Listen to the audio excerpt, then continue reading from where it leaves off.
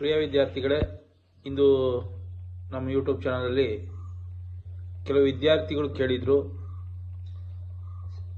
B ಮತ್ತು B ಟೆಕ್ಕಿಗೆ ಏನು ವ್ಯತ್ಯಾಸ ಅಂತ ಹೇಳಿ. ತುಂಬ ವಿದ್ಯಾರ್ಥಿಗಳು ಕೇಳಿದರು, ಸರ್ ಬಿ ಟೆಕ್ ಅಂತಾರೆ ಕೆಲವು ಕಾಲೇಜಲ್ಲಿ ಬಿ ಅಂತಾರೆ, ಇದ್ರ ಬಗ್ಗೆ ಸ್ವಲ್ಪ ಮಾಹಿತಿ ಕೊಡಿ ಅಂತ ಕೇಳಿದರು. ಹಂಗಾಗಿ ಆ ಎರಡಕ್ಕೂ ಇರೋ ಬಿ ಮತ್ತು ಬಿ ಟೆಕ್ ಎರಡು ಕೋರ್ಸ್ಗಿರೋ ಡಿಫ್ರೆನ್ಸ್ ಬಗ್ಗೆ ಇವತ್ತು ನಿಮಗೆ ಮಾಹಿತಿ ಕೊಡ್ತಾ ಇದ್ದೀನಿ.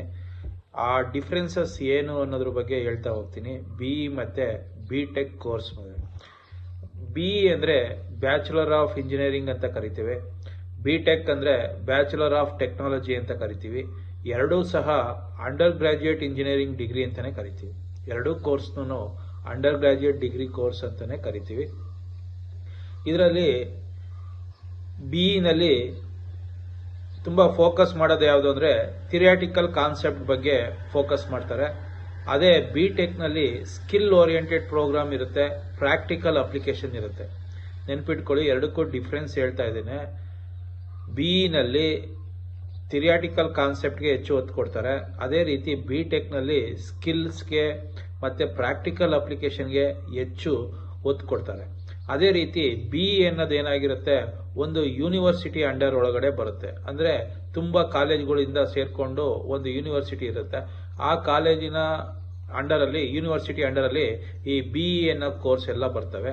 ಅದೇ ಬಿ ಟೆಕ್ ಅನ್ನೋದು ಏನಾಗಿರುತ್ತೆ, ಆ ಕಾಲೇಜಿನ ಮಾತ್ರ ಒಳಪಟ್ಟಿರುತ್ತೆ. ಅಂದರೆ ಇನ್ಸ್ಟಿಟ್ಯೂಟ್ ಸೆಟ್ಟಿಂಗ್ ಇರುತ್ತೆ.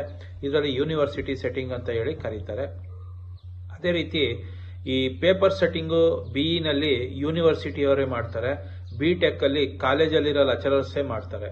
ಅದೊಂದು ಡಿಫ್ರೆನ್ಸು. ಪೇಪರ್ ಕ್ವಾಲಿಟಿ ಬಿನಲ್ಲಿ ತುಂಬ ಚೆನ್ನಾಗಿರುತ್ತೆ. ಯೂನಿವರ್ಸಿಟಿಯವ್ರು ಮಾಡೋದ್ರಿಂದ ಪೇಪರ್ ಕ್ವಾಲಿಟಿನೂ ತುಂಬ ಅಂದರೆ ಡಿಫಿಕಲ್ಟ್ ಲೆವೆಲ್ಲು ಆ ಥರದ್ದೆಲ್ಲ ಚೆನ್ನಾಗಿರುತ್ತೆ. ಇಲ್ಲಿ ರಿಲೇಟಿವ್ಲಿ ಈಸಿ ಪೇಪರ್ ಕೊಟ್ಟಿರ್ತಾರೆ, ಕಾಲೇಜವರೇ ಮಾಡಿರೋದ್ರಿಂದ ಈಸಿ ಪೇಪರ್ಸೇ ಕೊಟ್ಟಿರ್ತಾರೆ. ಎಕ್ಸಾಮ್ಸ್ ಎಲ್ಲ ಬಿನ ಯೂನಿವರ್ಸಿಟಿಯವ್ರು ಕಂಡಕ್ಟ್ ಮಾಡ್ತಾರೆ. ಬಿ ಟೆಕ್ಕಲ್ಲಿ ಎಕ್ಸಾಮ್ಸ್ನೆಲ್ಲ ಕಾಲೇಜ್ನವರೇ ಕಂಡಕ್ಟ್ ಮಾಡ್ತಾರೆ. ಬಿಗೆ ನೀವು ಫೀಸ್ ಅಂತ ಬಂದರೆ 50,000 to 60,000 ಒಂದು ಸೆಮಿಸ್ಟ್ರಿಗೆ ಬರುತ್ತೆ. ಅದೇ ಬಿ ಟೆಕ್ಕಿಗೆ ಹೋದರೆ 1 to 1.5 ಲಕ್ಷ ಒಂದು ಸೆಮಿಸ್ಟ್ರಿಗೆ ತಗೋತಾ ಹೋಗ್ತಾರೆ. ಜಾಬ್ ಅಪರ್ಚುನಿಟೀಸ್ ಎಲ್ಲ ಈಕ್ವಲ್ ಆಗಿರುತ್ತೆ, ಎರಡೂ ಸೇಮ್ ಅಂತಲೇ ಹೇಳ್ತಾರೆ. ಬಿಗೂ ಯಾವ ಥರ ಜಾಬ್ಸ್ ಬರ್ತವೆ ಅದೇ ರೀತಿ ಬಿ ಟೆಕ್ಕಿಗೂ ಬರ್ತವೆ. ಇಲ್ಲಿ ಎರಡೂ ಬಿ ಮತ್ತು ಬಿ ಟೆಕ್ ಎರಡೂ AICT ಅಂಡರಲ್ಲೇ ಬರ್ತವೆ. ಯಾಕೆಂದರೆ all India council for technical education ಅಂತೇಳಿ ಒಂದು ಬೋರ್ಡ್ ಇದೆ. ಆ ಬೋರ್ಡ್ ಅಂಡರಲ್ಲೇ ಬಿ ಕಾಲೇಜಸ್ಸು ಬರ್ತವೆ ಮತ್ತು ಬಿ ಟೆಕ್ ಕಾಲೇಜಸ್ಸು ಬರ್ತವೆ. ಎರಡೂ ಅದರಿಂದನೇ ರೆಕಗ್ನೈಸ್ ಆಗಬೇಕು, AICTE all India council for technical education ಅಂತೇಳಿ. ಬಿ ಚೂಸ್ ಮಾಡಬೇಕು ಅಂತಂದರೆ ನಿಮಗೆ ಏನಾಗಿರಬೇಕು, ರಿಸರ್ಚ್ ಫೀಲ್ಡಲ್ಲಿ ಇಂಟ್ರೆಸ್ಟ್ ಇದ್ದು, ಇಲ್ಲ ಇನೋವೇಷನ್ ಬಗ್ಗೆ ಇಂಟ್ರೆಸ್ಟ್ ಇದ್ದು, ಇಲ್ಲ ಹೈಯರ್ ಸ್ಟಡೀಸ್ಗೆ ಹೋಗ್ತೀನಿ ಅನ್ನಂಗಿದ್ರೆ ಬಿ ಬೆಸ್ಟ್ ಅಂತಾರೆ. ಅದೇ ರೀತಿ preference learning and want to work in industry ಲೆವೆಲಲ್ಲಿ ಹೆಚ್ಚು ವರ್ಕ್ ಮಾಡಬೇಕು ಅನ್ನೋರು ಬಿ ಟೆಕ್ಕಿಗೆ ಹೆಚ್ಚು ಒತ್ತು ಕೊಡ್ತಾರೆ. ಅದೇ ರೀತಿ ಬಿ ನಾಲೆಡ್ಜ್ ಓರಿಯೆಂಟೆಡ್ ಅಂತಾರೆ, ಬಿ ಟೆಕ್ನ ಟೆಕ್ನಾಲಜಿ ಓರಿಯೆಂಟೆಡ್ ಅಂತ ಹೇಳಿ ಕರೀತಾರೆ. ಎರಡಕ್ಕೂ ಎಲಿಜಿಬಿಲಿಟಿ ಸೇಮ್ ಇದೆ. ಅಂದರೆ PUC ಪಾಸ್ ಆದಮೇಲೆ ಬಿಗೂ ಹೋಗ್ಬೋದು, ಬಿ ಟೆಕ್ಕಿಗೂ ಹೋಗ್ಬೋದು. 50% ಅಂತೇಳಿ ಎರಡಕ್ಕೂ ಎಲಿಜಿಬಲ್ ಕೊಟ್ಟಿದ್ದಾರೆ. ಫಿಸಿಕ್ಸು, ಕೆಮಿಸ್ಟ್ರಿ, ಮ್ಯಾಥಮೆಟಿಕ್ಸ್ನ ಓದಿರಬೇಕು. ಎಲಿಜಿಬಿಲಿಟಿ ಅಂತ ಬಂದಾಗ ಎರಡರದ್ದು ಸೇಮ್ ಇರುತ್ತೆ. ಅದೇ ರೀತಿ ಪಾಪ್ಯುಲರ್ ಕೋರ್ಸಸ್ ಅಂತ ಬಂದಾಗ ಬಿನಲ್ಲಿ computer science engineering, aeronautical engineering, mechanical engineering, electrical engineering, civil engineering, chemical engineering, medical engineering etcetera same as it is B ಬಿ ಟೆಕ್ಕಲ್ಲೂ ಸೇಮ್ ಥರದ ಕೋರ್ಸೇ ಬರ್ತವೆ. ಇಲ್ಲೂ ಏನು ಬಿನಲ್ಲಿ ಏನು ಕೋರ್ಸ್ ಬರ್ತವೋ ಕೋರ್ಸಸ್ಸು ಸೇಮ್ ಇರುತ್ತೆ. ನಿಮಗೆ ಬಿನಲ್ಲೂ ಇರ್ತವೆ ಅದೇ ಕೋರ್ಸ್ಗಳು, ಬಿ ಟೆಕ್ನಲ್ಲೂ ಅದೇ ಕೋರ್ಸ್ ಇರ್ತವೆ. ಈಗ ಫಂಡಮೆಂಟಲ್ ಸಬ್ಜೆಕ್ಟ್ಸ್ ಅಂತ ಬಂದಾಗ ಬಿನಲ್ಲಿ ಏನಾಗುತ್ತೆ, ಇಂಜಿನಿಯರಿಂಗ್ ಮ್ಯಾಥಮೆಟಿಕ್ಸ್ ಇರುತ್ತೆ, physics and chemistry, mechanics and drawing, electrical and electronics, computer programming ಇರುತ್ತೆ. ಸ್ಪೆಷಲೈಸೇಷನ್ ಫೀಲ್ಡ್ ಅಂತ ಬಂದಾಗ mechanical engineering, civil engineering, electrical and electronics engineering, computer science, aerospace engineering ಈ ಥರ ಎಲ್ಲ ಬರುತ್ತೆ. ಅದೇ ರೀತಿ ಬಿ ಟೆಕ್ಕಲ್ಲೂ ಸಹ ಅಪ್ಲೈಡ್ ಮ್ಯಾಥಮೆಟಿಕ್ಸ್ ಅಂತ ಕೊಡ್ತಾರೆ, ಮತ್ತು ಫಿಸಿಕ್ಸ್ ಅಂತ ಕೊಡ್ತಾರೆ, data structure, algorithm, programming languages ಅಂತ ಕರೀತಾರೆ, ಜಾವಾ, ಪೈಥಾನ್ ಆ ಥರ. ಸರ್ಕ್ಯೂಟ್ ಡಿಸೈನ್ ಇರುತ್ತೆ, ಎಂಬೆಡೆಡ್ ಸಿಸ್ಟಮ್ಸ್ ಇರುತ್ತೆ, ಸಾಫ್ಟ್ವೇರ್ ಇಂಜಿನಿಯರಿಂಗ್ ಇರುತ್ತೆ. ಸ್ಪೆಷಲೈಸೇಷನ್ ಫೀಲ್ಡ್ ಅಂತ ಬಂದಾಗ artificial intelligence, machine learning, cyber security, blockchain technology, robotic, automation, bio informatics, ಈ ಥರದ್ದೆಲ್ಲ ಸ್ಪೆಷಲೈಸೇಷನು ಬಿ ಟೆಕ್ನಲ್ಲಿ ಬರ್ತವೆ. ಸಿಲೆಬಸ್ ಅಂತ ಬಂದಾಗ, ಕರಿಕ್ಯುಲಮ್ ಅಂತ ಬಂದಾಗ ಬಿ ನಲ್ಲಿ ಲೆಸ್ ಫ್ರೀಕ್ವೆಂಟ್ಲಿ ಅಪ್ಡೇಟೆಡ್, ಅಂದರೆ ಅಪ್ಡೇಟೆಡ್ ಸಿಲೆಬಸ್ಸು ಬಿಗಿಂತ ಬಿ ಟೆಕ್ಕಲ್ಲಿ ತುಂಬ ಅಪ್ಡೇಟ್ ಇರುತ್ತೆ. ಅಂದರೆ ಫಾಸ್ಟ್ ಅಪ್ಡೇಟ್ ಆಗೋಂಥ ಕೋರ್ಸ್ ಸಿಲೆಬಸ್ ಅಂತಂದರೆ ಬಿ ಟೆಕ್ಕಲ್ಲಿ ಇರುತ್ತೆ. ನಲ್ಲಿ ಲೆಸ್ ಫ್ರೀಕ್ವೆಂಟ್ಲಿ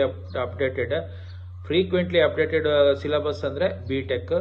ಇಲ್ಲಿ ಥಿರಿಯಾಟಿಕಲ್ ಎಕ್ಸಾಮ್ಸು, ಅಸೈನ್ಮೆಂಟ್ಸು ಮತ್ತು ಲೆಕ್ಚರರ್ಸ್ ಇರ್ತಾರೆ, ಲೆಕ್ಚರಿಂಗ್ ಇರುತ್ತೆ ನಲ್ಲಿ.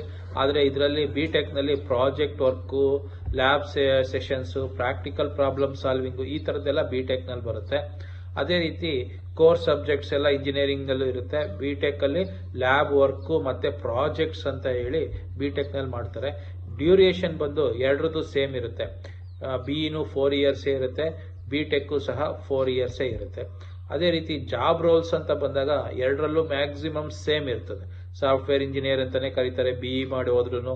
ಬಿ ಟೆಕ್ಕಲ್ಲೂ ಅದೇ ರೀತಿ ಡಾಟಾ ಸೈಂಟಿಸ್ಟ್ ಅಂತ ಕರೀತಾರೆ, mechanical engineering, design engineer, network engineer, ಈ ಥರ ಎರಡರಲ್ಲೂ ಸೇಮ್ ಬರ್ತದೆ. ಅವರೇಜ್ ಸ್ಯಾಲ್ರಿ ಅಂತ ಬಂದಾಗ ಬಿಇ ಗ್ರಾಜ್ಯುಯೇಟ್ಸ್ಗೆ 4 to 8 lakhs per annum starting salary ಕೊಡ್ಬೋದು IT ಮತ್ತು ಸಾಫ್ಟ್ವೇರ್ ಇಂಡಸ್ಟ್ರೀಸಲ್ಲಿ. ಅದೇ ರೀತಿ ಬಿ ಟೆಕ್ ಅಂತ ಬಂದಾಗ ಸ್ವಲ್ಪ ಇಲ್ಲ ವೇರಿಯೇಷನ್ ಆಗ್ಬೋದು. ಇಲ್ಲಿ 4 ರಿಂದ 8 ಲಕ್ಷ ಅಂದ್ರೆ ಅಲ್ಲಿ 5 ರಿಂದ 10 ಲಕ್ಷ, ಈ ತರ ಅಂತ ಏನು ಚೇಂಜಸ್ ಬರೋದಿಲ್ಲ. ಸಿಮಿಲರ್, ಇಲ್ಲೂ ಸ್ಯಾಲ್ರಿನೂ ಸಿಮಿಲರ್ ಅಂತಾನೆ ಹೇಳ್ತಾರೆ. ಇಂಟರ್ನ್ಶಿಪ್ಸ್ ಅಂತ ಬಂದಾಗ ಈ ಬಿಇನಲ್ಲಿ ಅಷ್ಟು ಎನ್ಕರೇಜ್ ಕೊಡಲ್ಲ. ಇಂಟರ್ನ್ಶಿಪ್ಸ್ಗೆ ಅಷ್ಟು ಟ್ರೈನಿಂಗ್ ಕೊಡೋದು ಇರಲಿ, ಮ್ಯಾಂಡೇಟರಿ ಅಂತ ಏನಿರಲ್ಲ. ಇಂಜಿನಿಯರಿಂಗಲ್ಲಿ ಬಿಇನಲ್ಲಿ ಇಂಟರ್ನ್ಶಿಪ್ಸ್ಗೆ ಮ್ಯಾಂಡೇಟರಿ ಇರೋದಿಲ್ಲ. ಆದರೆ ಬಿ ಟೆಕ್ಕಲ್ಲಿ ಇಂಟರ್ನ್ಶಿಪ್ಸ್ ಮ್ಯಾಂಡೇಟರಿ ಮಾಡ್ಕೊಂಡಿದ್ದಾರೆ, ವರ್ಡ್ ಎಕ್ಸ್ಪೀರಿಯನ್ಸ್ ಸಿಗಲಿ ಅಂತ ಹೇಳಿ. ಗ್ರೇಟ್ ರಿಯಲ್ ವರ್ಡ್ ಎಕ್ಸ್ಪೀರಿಯನ್ಸ್ ಸಿಗುತ್ತೆ. ಹಂಗಾಗಿ ಬಿಇನಲ್ಲಿ ಇಂಟರ್ನ್ಶಿಪ್ಸ್ಗೆ ಮ್ಯಾಂಡೇಟರಿ ಇಲ್ಲ, ಬೇಕು ಅಂದರೆ ಮಾಡ್ಬೋದು, ಬೇಡ ಅಂದರೆ ಬಿಡ್ಬೋದು. ಆದರೆ ಬಿ ಟೆಕ್ಕಲ್ಲಿ ನೀವು ಮ್ಯಾಂಡೇಟರಿ ಮಾಡಿದ್ದಾರೆ ಇಂಟರ್ನ್ಶಿಪ್ನ, ಅದೊಂದು ಡಿಫ್ರೆನ್ಸ್ ಇದೆ. ಇನ್ನು ಇಂಪ್ರೂವ್ಮೆಂಟ್ ಅಂತ ಬಂದಾಗ ಬಿಇನಲ್ಲಿ ಸ್ವಲ್ಪ ಅಕಾಡೆಮಿಕ್ ಮಾಡೆಲ್ಸಲ್ಲಿ, ಸ್ವಲ್ಪ ಥಿರಿಯಾಟಿಕಲ್ ಫೋಕಸಲ್ಲಿ ಬೇಸಿಕ್ ಪ್ರಿನ್ಸಿಪಲ್ಸ್ನ ಇನ್ನೂ ಯೂಸ್ ಮಾಡ್ತಿದ್ದಾರೆ. ಆದರೆ ಇಲ್ಲಿ ಅಪ್ಡೇಟ್ ಆಗಿ AI ಇರ್ಬೋದು, ಮಿಷಿನ್ ಲರ್ನಿಂಗ್ ಇರ್ಬೋದು, ಈ ಥರದ್ದೆಲ್ಲ ಸ್ಪೆಷಲೈಸೇಷನ್ ಬ್ರಾಂಚಸ್ನ ಸ್ಟಾರ್ಟ್ ಮಾಡ್ತಾ ಹೋಗ್ತಾ ಇರೋದು ಬಿ ಟೆಕ್ಕಲ್ಲಿ ಬೇಗ ಅಪ್ಡೇಟ್ ಆಗ್ತಾ ಇರುತ್ತೆ. ಅದೇ ರೀತಿ ಸ್ಕೋಪ್ಸ್ ಅಂತ ಬಂದಾಗ ಇಲ್ಲಿ ರಿಸರ್ಚ್ ಫೀಲ್ಡ್, ಅಕಾಡೆಮಿಕ್ ಮತ್ತು ಥಿರಿಯಾಟಿಕಲ್ ವರ್ಕಲ್ಲಿ ಬಿಇ ಕಡೆಯಲ್ಲಿ ಹೆಚ್ಚು ಒತ್ತು ಕೊಡ್ತಾರೆ.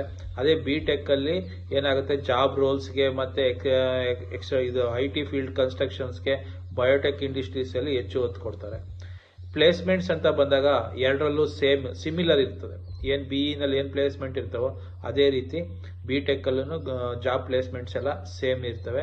ಎಂಟ್ರೆನ್ಸ್ ಎಕ್ಸಾಮ್ಸ್ ಅಂತ ಬಂದಾಗ ಬಿಇಗೆ JEE ಆದರೂ ಆಯಿತು, state level exams like Karnataka CET ಆ ಥರದವೆಲ್ಲ ಅದೂ ಆಗುತ್ತೆ. ಅದೇ ರೀತಿ ಬಿ ಟೆಕ್ಕಿಗೂ ಅಷ್ಟೇ, JEE ಆದರೂ ಸರಿ, ಸ್ಟೇಟ್ ಲೆವೆಲ್ ಎಕ್ಸಾಮ್ಸ್ ಆದ್ರೂ ಸೇರ್ಕೋಬೋದು. ಇಷ್ಟು ಡಿಫ್ರೆನ್ಸ್ ನಾನು ನಿಮಗೆ ಕೊಟ್ಟಿದ್ದೇನೆ. ಅಂದರೆ ಇಲ್ಲಿ ಏನು ಹೇಳ್ಬೋದು ಅಂದರೆ, ಮೋಸ್ಟ್ ಆಫ್ ಆಲ್ ಕೆಲವೊಂದು ವಿಷಯದಲ್ಲಿ ಎರಡು ಸೇಮ್, ಬಿಇ ಮತ್ತು ಬಿ ಟೆಕ್ ಕೋರ್ಸ್ ಎರಡು ಸೇಮು, ಸ್ವಲ್ಪ ಲಿಟ್ಲ್ ಬಿಟ್ ಚೇಂಜಸ್ ಕೆಲವೊಂದರಲ್ಲಿ ಇರ್ತದೆ. ಆದರೆ ಬಿಇನು ಮತ್ತು ಬಿ ಟೆಕ್ ಎರಡು ಸೇಮು. ಹೇಳಿದೀವಲ್ವಾ, ಬಿಇನಲ್ಲಿ ಒಂದು ಯೂನಿವರ್ಸಿಟಿ ಅಂಡರಲ್ಲಿ ರನ್ ಆಗುತ್ತೆ, ಬಿ ಟೆಕ್ ಬಂದು ಒಂದು ಇನ್ಸ್ಟಿಟ್ಯೂಷನ್ ಅವರು ಅದನ್ನೆಲ್ಲ ರನ್ ಮಾಡ್ತಾರೆ. ಪೇಪರ್ ಸೆಟ್ಟಿಂಗ್ ಇರ್ಬೋದು, ಪ್ರತಿಯೊಂದೂ ಅವರೇ ಮಾಡ್ತಾರೆ. ಈ ಬಿಇ ಅಂತ ಸೇರ್ಕೊಂಡಾಗ ಅದು ಒಂದು ಯೂನಿವರ್ಸಿಟಿ ಒಳಗಡೆ ಬರೋದ್ರಿಂದ ಪೇಪರ್ ಇರ್ಬೋದು, ಎಕ್ಸಾಮ್ಸ್ ಎಲ್ಲ ಅವ್ರದ್ದೇ ಇರುತ್ತೆ. ಬಿ ಟೆಕ್ಕಲ್ಲಿ ಏನಾಗಿರುತ್ತೆ, ಸಿಲೆಬಸ್ ಅಪ್ಡೇಟ್ ಇರುತ್ತೆ, ಅದೊಂದು ಸ್ಪೆಷಲ್ ಇರುತ್ತೆ. ಇನ್ನು ಮ್ಯಾಕ್ಸಿಮಮ್ ಎಲ್ಲ ಎರಡೂ ಸಿಮಿಲರು. ಟೋಟಲ್ ಆಗಿ ಹೇಳಬೇಕು ಅಂದರೆ ಬಿಇ ಮತ್ತು ಬಿ ಟೆಕ್ಕು ಎರಡೂ ಒಂದೇ ಅಂತ ಹೇಳ್ಬೋದು. ಇಷ್ಟು ಮಾಹಿತಿ ನಿಮಗೆ ಉಪಯುಕ್ತವಾಗಿದೆ ಅಂತ ತಿಳ್ಕೊಂಡಿದ್ದೀನಿ. Thank you.